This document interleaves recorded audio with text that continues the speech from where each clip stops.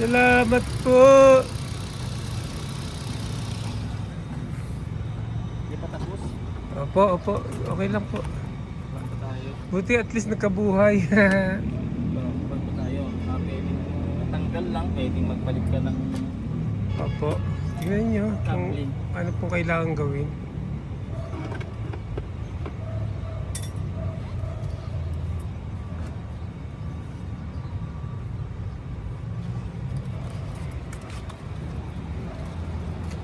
May pag-asa na. May pag-asa na. Wow! At least.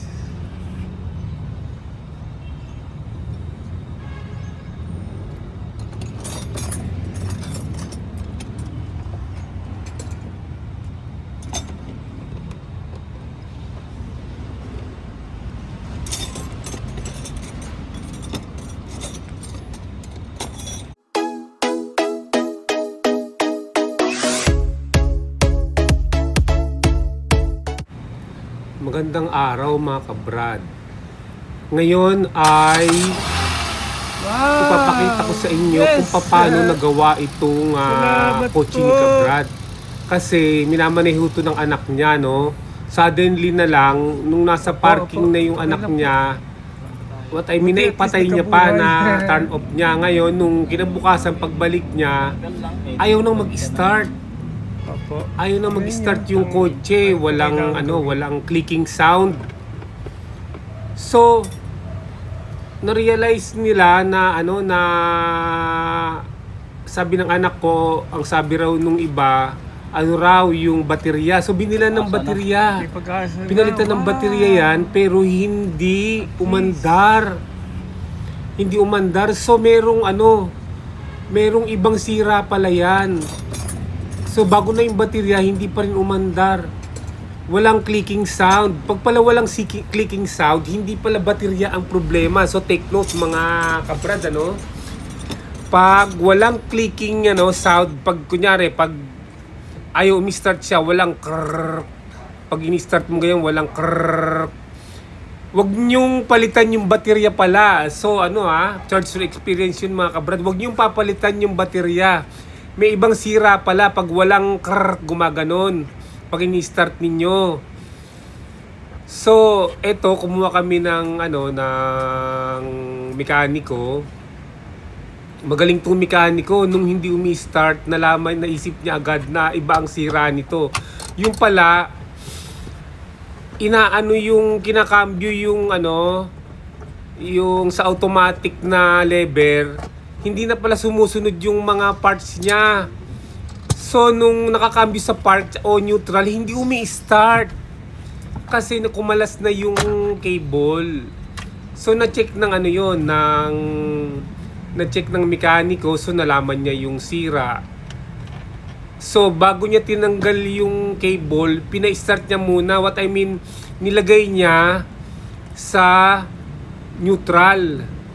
O kaya sa cambio, nilagay niya sa park. Umi-start. So, na-realize niya na pala yun, na shifting cable ang sira. So, yun ang tinanggal niya mga kabrad. Tinatanggal niya.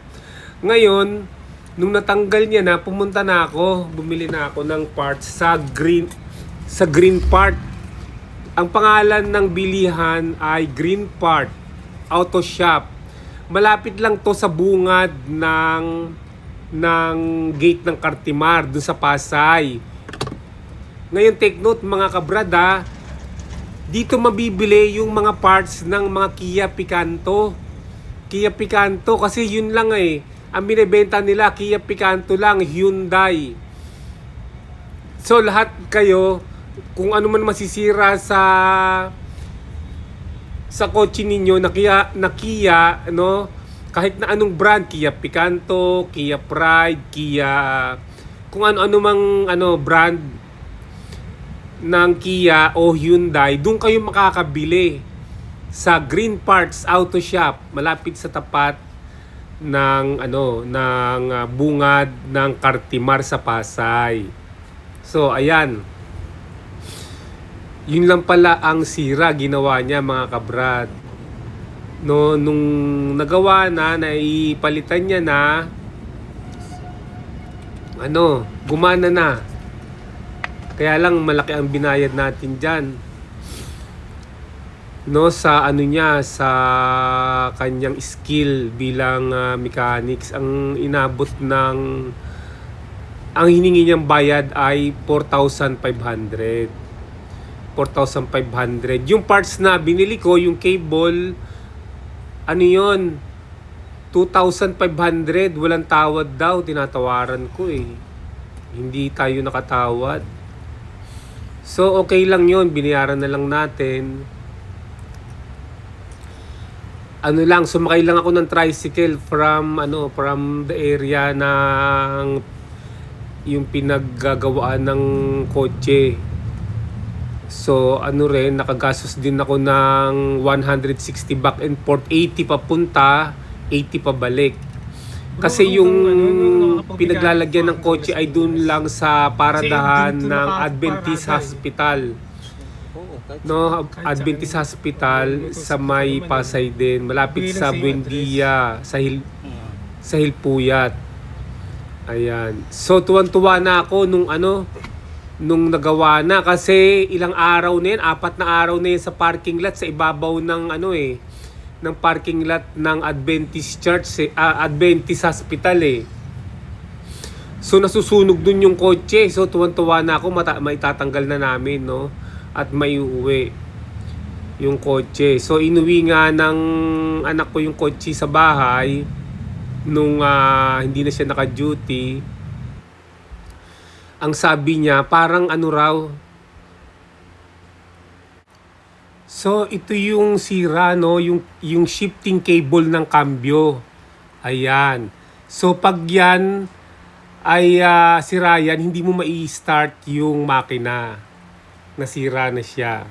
So binili natin yan sa Green Parts, dun malapit sa may Cartimar, bungad ng Cartimar.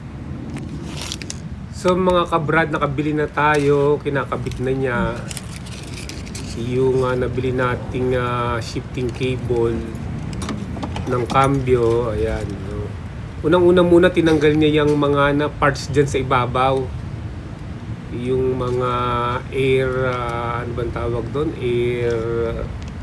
air screen, air filter, yan, air filter, air duct, ganyan, yan. Tapos kinakabit niya na ngayon. So mga kabrad, lessons learned. Pag hindi gumana ang starter, pag pinalitan nyo ng battery, so yun ang probably sira. Yung kanyang shifting lever, yung shifting cable ng cambio. Kasi tandaan natin na pag ang cambio hindi nakalagay sa neutral o kaya sa parking, hindi mo mai-start yan. Kaya pala walang clicking sound, kasi hindi pala sa battery ang sira, kundi ron sa cable. Kumalas na yata yung cable dun sa sa transmission. Kaya kayo, para makatipid kayo sa susunod, ganun ang gawin ninyo. Huwag bumili ng battery. Pag naramdaman ninyo na walang clicking sound, ayaw umi-start, probably yung shifting cable ng transmission o cambio ang sira, mga kabrad. So ayan, enjoy watching, mga kabrad, hanggang sa matapos na magawa yan, hanggang sa umi-start. So see you on my next video, ha. Pero tapusin nyo na muna tong video na to para matuto kayo. Okay? God bless.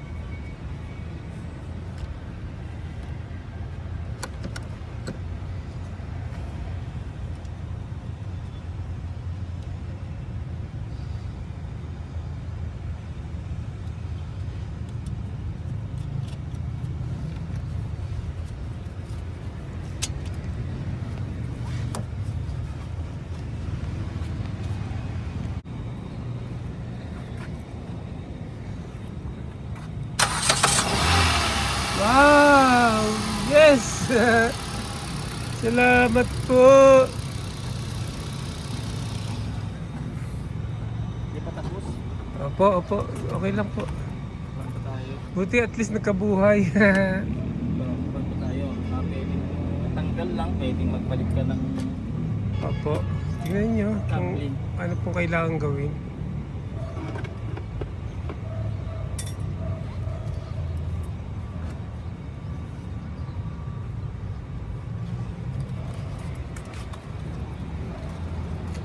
may pag-asa na. May pag-asa na. Wow! At least.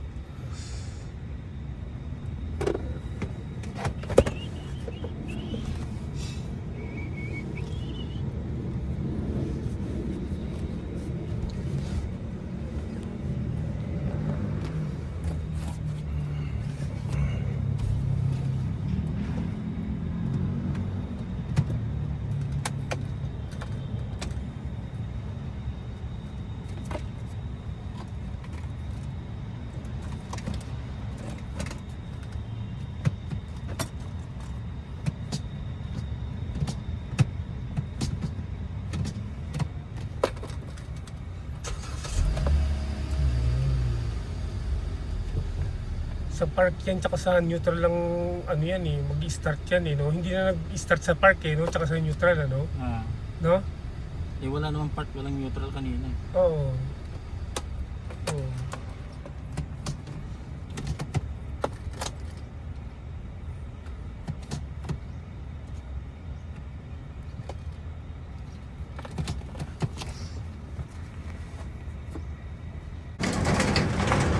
Ayun, balik natin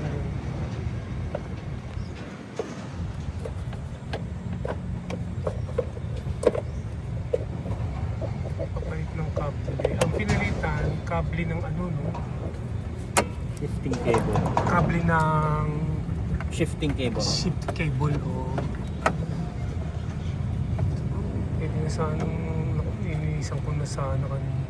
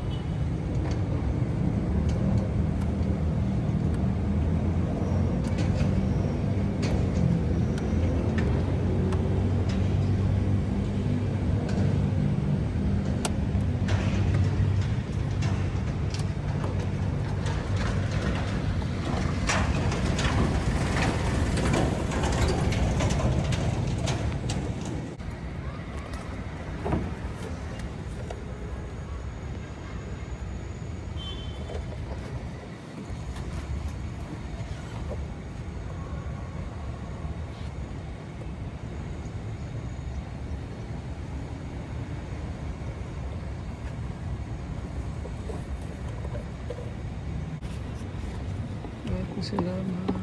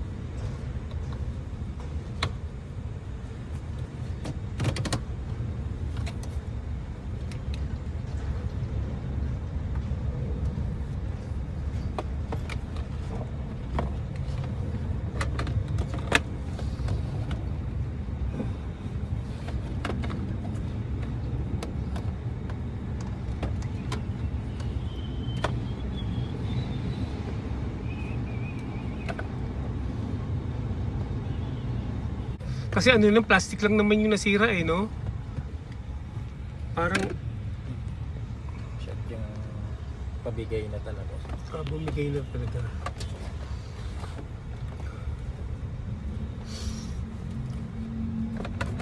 Katagalan na. Ito dapat maitusok yata yung sa loob mo, nakahang pa yun. Walang contact yun. Saan contact yun? Ano lang ba yun?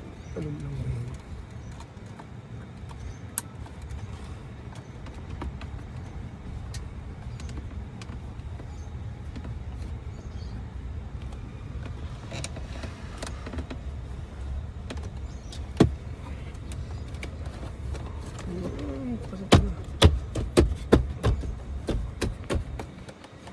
Ay, ito nakalabas to. Ito nakalabas to. Nakalabas yung mask na. Yun. Labas ba? Ito.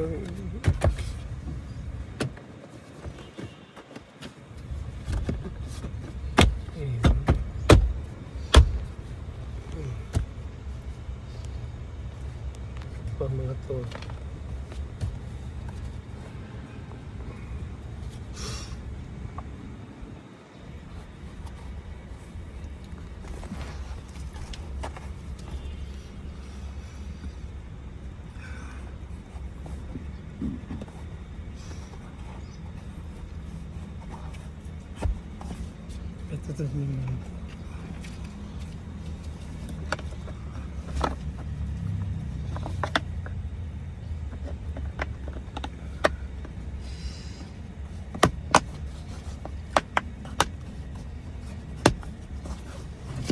Ito itong tudili.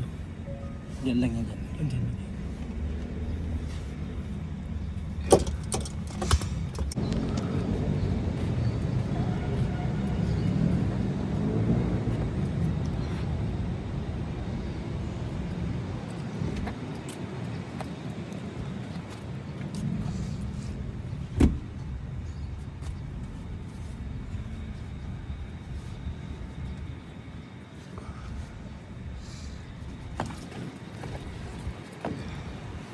nang galawin ito, no?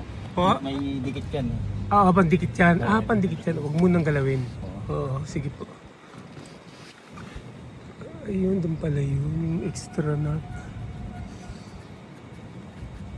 Extra screw. Screw.